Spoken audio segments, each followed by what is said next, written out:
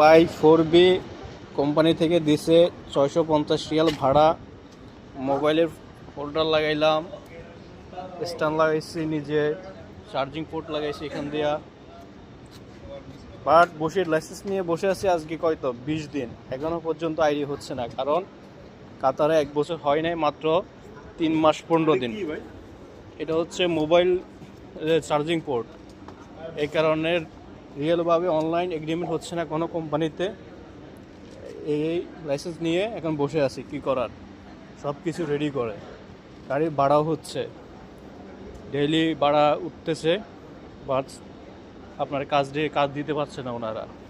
বেশিরভাগ কোম্পানিগুলোতে এখন এরকম হচ্ছে যে কাজ নাই বলতে এগ্রিমেন্ট, অনলাইন এগ্রিমেন্ট হচ্ছে না। 1 বছরের আগে যাদের 1 বছর হয় নাই কাতারে, তাদের এই সমস্যাটা হচ্ছে। তাই একটু ভেবেচিন্তে আসবেন। ধন্যবাদ।